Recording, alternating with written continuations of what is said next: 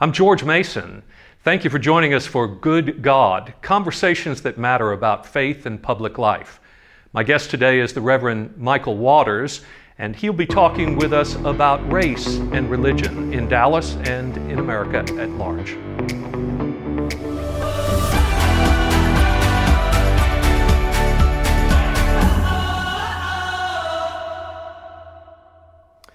Welcome to Good God, conversations that matter about faith and public life, about the good, that is the common good, and about God, that is how our faith interacts with our life in the world.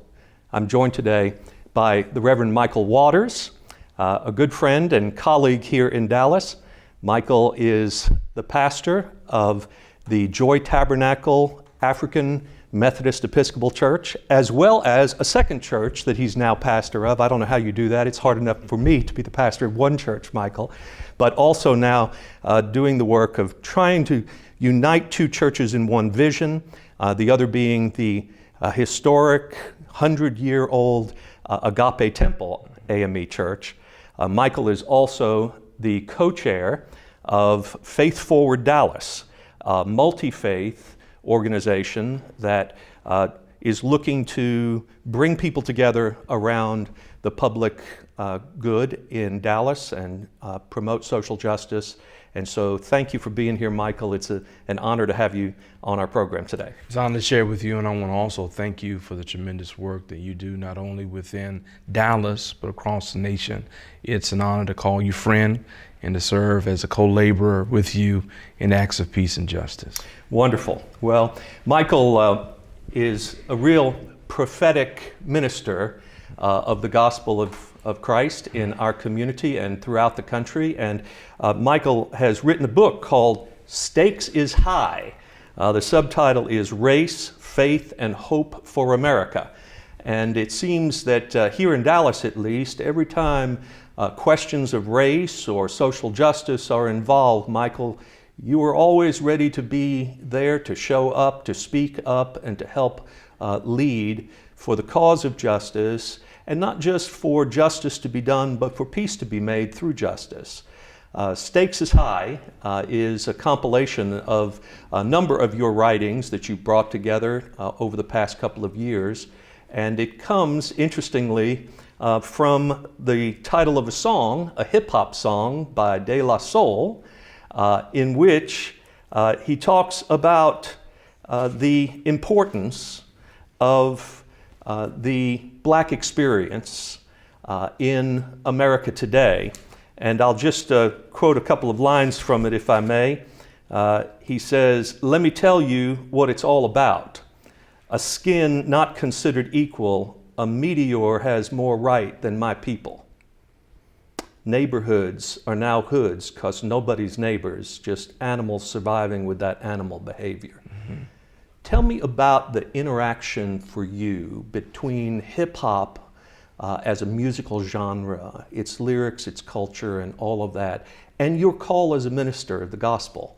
How do those two things come together for you? Well, I'm a part of the hip-hop generation, and the hip-hop generation is shaped and formed by hip-hop culture. Mm-hmm. The music, the visual images, the fashion, even the worldview and the theology. Mm-hmm. And as someone who came of age really during the golden era of hip-hop, mm-hmm. Hip-hop became more than just music on the radio or videos on the television screen, but really helped to shape and give voice to the experiences that so many of us were having and continue to have today.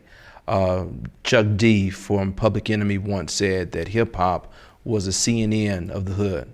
And in many ways, I believe that's true, that there were some things happening to us and within our communities that were not as widely known within mainstream.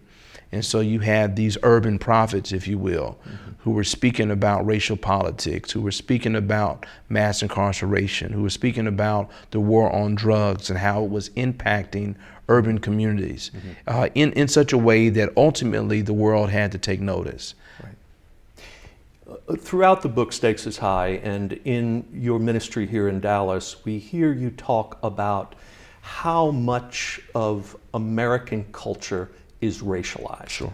About the challenge of being black in America, and how difficult it is for white Americans to see that and recognize it. When white Americans hear someone say everything is racialized, they might hear that as why does it have to be? Sure. You know, why can't we get beyond racialization of every issue that comes up? But you have a different take on that. Well, that's because, I mean, when you consider the infrastructure of America, the American enterprise, it is wholly built upon these notions of race. That's really what gives shape to our nation and to our communities, even our city. One of the things that I've recently been getting into more and more is researching the redlining maps of major cities, particularly as we've been touring with the book. In every city that I've gone to and put on the screen the redlining map of that city, there are two assumptions that I can make right away, and I ask the audience to confirm it, and 100% of the time they confirm it. I said, where you see the red lines on this map, one of two things are happening. One, this is either still the space where poverty is most rampant within your community and has grown off from that, or it is the space where gentrification is happening most rapidly. And every single city that I've gone to, most recently Seattle and Charlotte, to a T, they've said this is what's happening. And so our neighborhoods and the communities and the realities that are being faced is really about intentionality in terms of who would be included and who would be excluded in the American enterprise. And so it's something we have to talk about. Let's talk about redlining a little more. I think that's a phrase people hear, but Sure. not everyone knows exactly what's meant by redlining. Right. Want to say a word about that? Sure. Well, in the 1930s, as we're going through the Great Depression, United States has this plan basically to make sure that white families do not lose their homes to foreclosure. And so they began all these acts to provide resources and finances through the banking institutions, primarily not just to white families, but really to white families from a kind of Western European Protestant background, to make sure that they remain in their homes. And so they literally map out on major cities color-coded areas that would be more favorable for investment. So for instance, if you lived in an area that was colored in with blue, you could receive 100% of a home loan, you could receive a business loan, and that would provide economic thrust. If you were in a green area, for instance, which usually were the less desirable whites, okay, that's going to be Jews, that's going to be those from an Eastern European background, you might get 80% of the loan. You won't get 100% funded, but you get 80%, still decent, okay, in order to provide economic thrust. If you were in, say, a yellow area, that's going to be the most diverse area there. That's going to be the most impoverished whites. It's going to be Latinos, blacks, Asians in that area, upperly mobile, if you will, blacks, Asians, and the like. And you can receive maybe 50% of a loan. But if you were in the red areas, the neighborhoods colored in red, you could not receive any home loan. You could not receive any assistance with business. And so basically, through an act of a U.S. government in collaboration with the banks, you are ensuring that generations upon generations Right. are living in poverty, because home ownership is one of the initial assets for wealth building.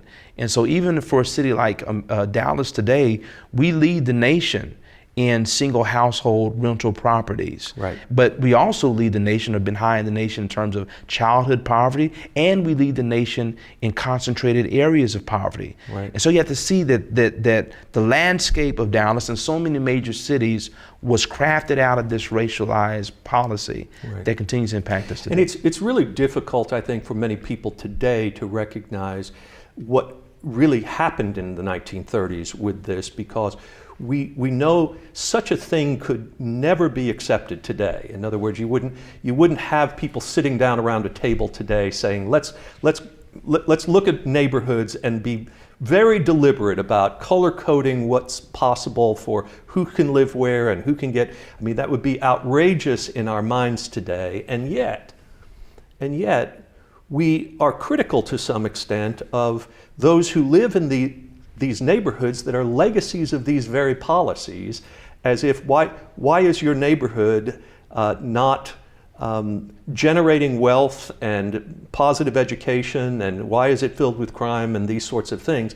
So it sort of feeds on itself, doesn't it? We don't accept responsibility for the legacy of how it happened, but then we blame actually the neighbors who aren't succeeding in those places. And here's the really great challenge is that now, 50 years after the Kerner Report, we're recognizing that many of the civil rights acts, many of the initiatives of the civil rights movement have either been stunted or reversed. Yes. And Associated Press just 2 weeks ago confirmed a study of over 31 million home loans and identified that redlining as a practice is continuing in America today.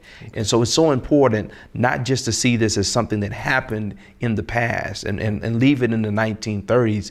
This is something that has been affirmed to be happening today, and it's something we must address. So when we come back from the break, I'd like for us to talk about how you as a pastor and as a Christian view these things, not simply in terms of our culture and political life, but as part of a biblical tradition and a Christian prophetic tradition.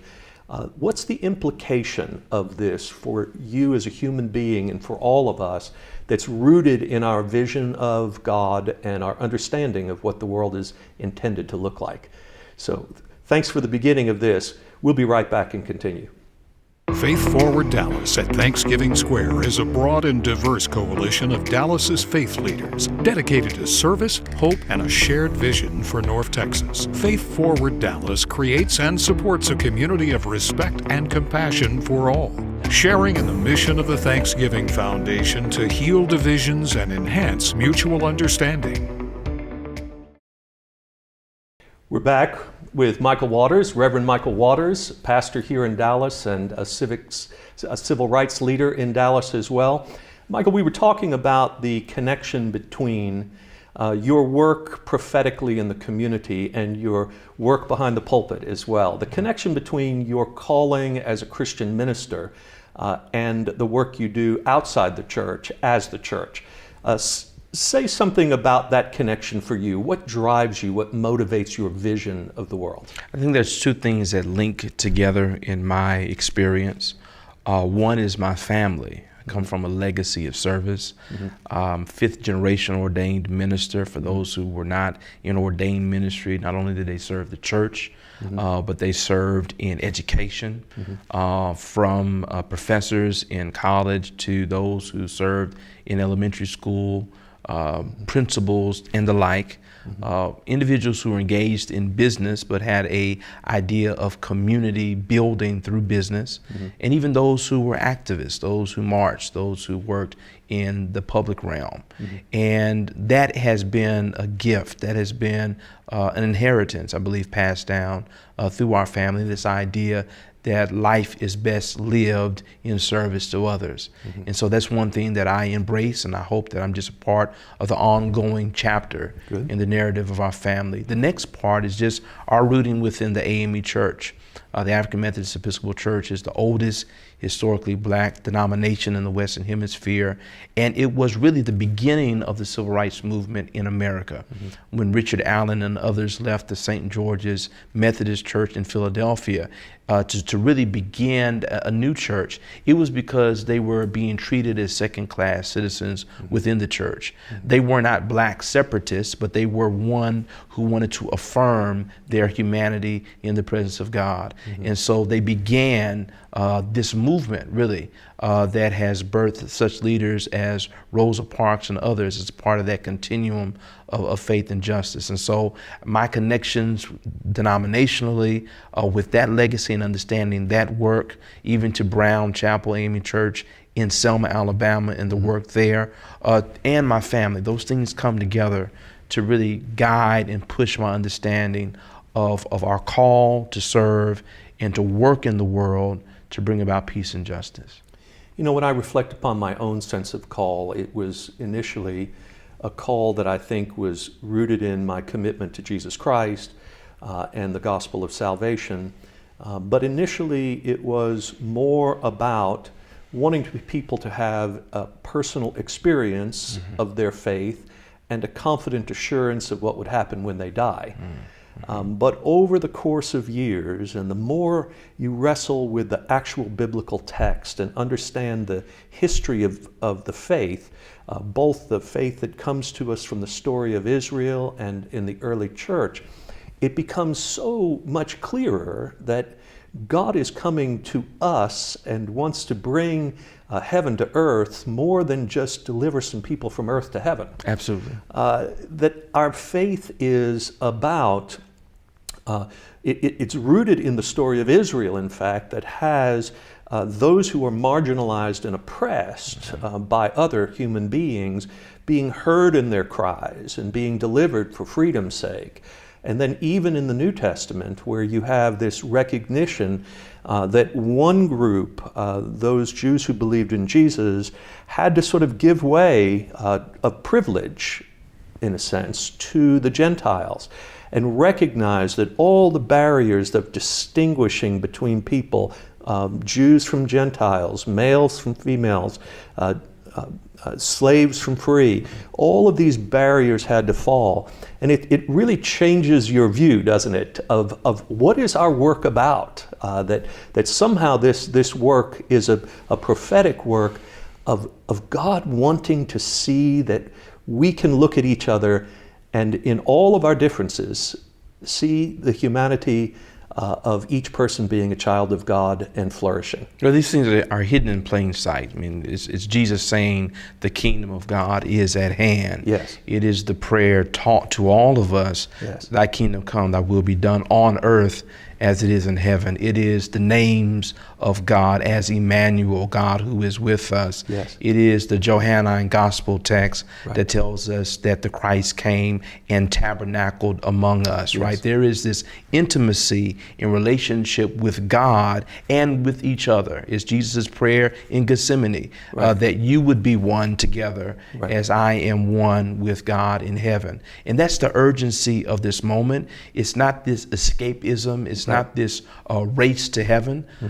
It is a recognition that we begin the work of eternity while rooted in time. Wonderful. And that part of our work is to bring about healing and restoration today. I think it's always important to think about Jesus' inaugural text and his inaugural message in the Lucan gospel. He reaches back forth to the prophetic text of Isaiah and says, the Spirit of the Lord is upon me because he's anointed me to preach good news to the poor. Yes. To be connected Yes. in intimate forms Right. with those who are vulnerable, and recognizing that is the truest testament of our Christian call. Wonderful. And so if we are really fulfilling God's work through Christ in the world, we cannot do that separate from the persons who are most vulnerable in the world. I think that you maybe sprang upon the public scene for many people in July of 2015, when the shootings took place in Dallas of police officers. And as co-chair of Faith Forward Dallas, you had already been at work with Rabbi Nancy Kasten and Imam Omar Suleiman, and you all were able, because you had been talking to each other, to step into that public sphere and to be leading in prayers and words of unity and comfort to the city. But that tragic event that took place in Dallas, it was not outside of your personal experience. You didn't just come along afterward, you were actually there.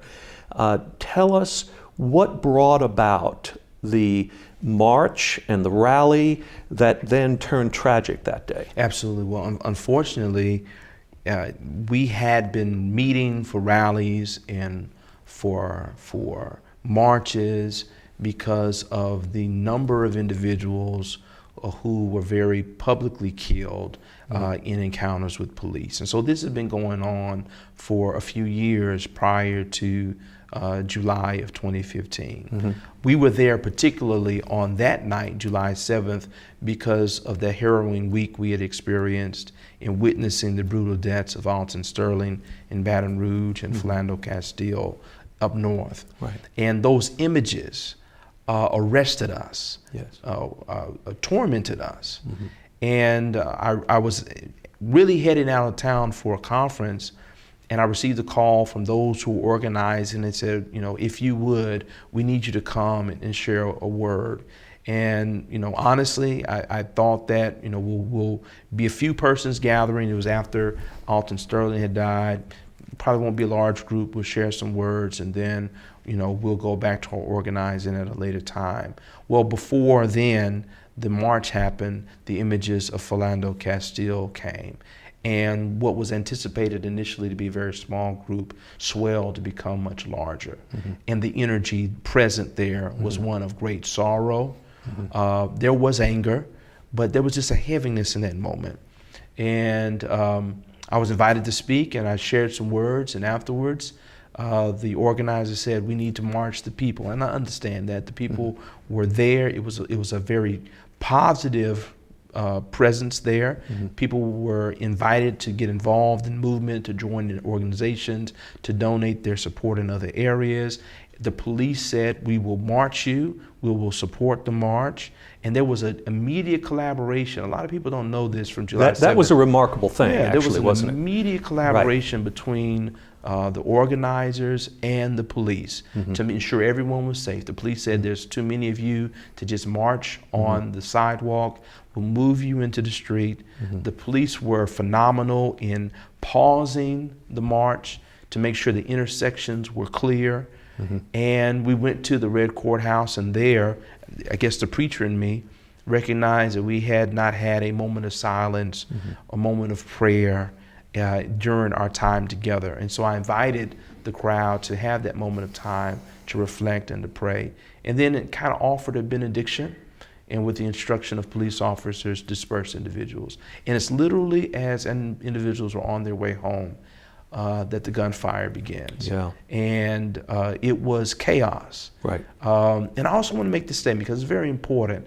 Our gathering was multiracial, multi-ethnic, multi-faith, multi-generational. Yes. There were individuals with babies in strollers there. And so many times that part of the narrative is cut out, that as these bullets were raining down, of course on police, but we didn't know it at the time, individuals were grabbing children and drawing them close and covering spouses and trying to help elderly to make it to the side. And so this was really an attack on everyone, Yes. even as the police were targeted. Right. And it was not a reflection of the spirit of those who had gathered that evening.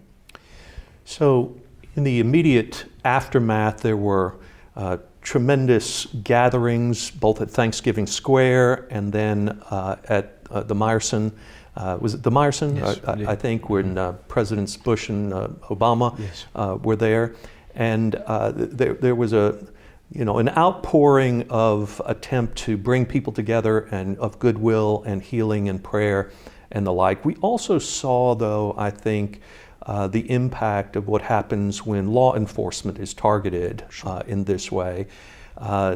It's interesting how that brings the community together, and yet, when Michael Brown is shot down, and when Alton Sterling and Philando Castro and Eric Garner and the pastor and 8 others at Mother Emanuel are shot, there isn't the same level of community being brought together. And I noticed that this is what got everybody's attention, more or less, to say, all right, we need to come together now. But it's interesting to me that that in the immediate aftermath, I began to see signs being put up in the front yards of people in my neighborhood, back the blue, Right. and you want to back the blue too, but I've often thought, if we really want to do this right, we back the blue, and Black Lives Matter should be right next to it, because both of those things are true. I think you say something interesting in your book here. Mine is not an indictment of all police officers. There are many men and women who put their lives on the line for the public good each day. Some I have been blessed to call mentor or friend. Many officers themselves have lost their lives. I honor their memories and ultimate sacrifice, even as I offer gratitude for those who continue to work with great integrity to keep us safe. But then you go on to say there is a radically motivated culture of fear that overassigns threat to blacks, especially but not exclusively to black males, even when no justifiable threat is present. So the challenge here is really to be able to do both things at once, isn't it? To be able to say that we want to be safe in our communities, but we also want to see concrete demonstrations of respect for Black Americans too. And so your work is not just an advocacy for one group of people, but it is for the whole community. And so the challenge is that as we mourn the deaths of these officers, we're very sensitive to the deaths of individuals within our own communities. Right. And I must say this is because I know we often speak of the Michael Browns and the Philando Castillos, the Alton Sterlings, because those are the ones who've risen to the national consciousness. Very rarely do we talk about the Santos Rodriguez, the Yes. James Harrisons, Good. the Fred Bradford Juniors, the Yes. Jordan Edwards, Right. those who are closer into Dallas and North Texas. And so I have a relationship with both. I have received police officers. I've been invited to pray in their gatherings. I've been a part of collaborating on safe community programs. At the same time, I've received the family members of those whose lives have been taken in these encounters with police, who are still fighting for justice, and justice has not come. And the question is, how do you navigate both spaces? Right. And I don't believe the fight is mutually exclusive, Good. because at the end of the day, it's all about the sacredness of human life. There it is. And if you really hold human life sacred, all lives matter, but all lives can't matter until Black lives matter as well. Yes. And we recognize that that's not happening. And so we have to shine a light on Black lives, particularly those that are treated as expendable, and recognize that until we lift up the value, the sacredness, the divinity, even within Black life as we do in other lives, then we truly cannot celebrate the whole of life in America. We've got to do it, and it's hard work. But the blessing, if you will, of the anniversary of July 7th was that because of our work as Faith Forward and what we've attempted to do, we were able to center the pain of both communities side by side. We had police officers standing beside the family of Jordan Edwards, and we lifted up that pain together and challenged our community to address it both. The officers, which is amazing. A lot of people don't know this, but the officers invited myself and Imam Omar to speak at the police memorial. Beautiful. On the anniversary of July 7th. And there we called the names not only of the 5 officers fallen, but those who have been failed to police brutality, because we've got to hold them together, even in tension together, in order to work for a better day. Well, Michael, thank you for being our guest today. It's been a pleasure to have this conversation, and I hope many people are helped and encouraged by it. Thank you for your work for peace and justice in our community. Thank you. God bless you. Bless you. Okay.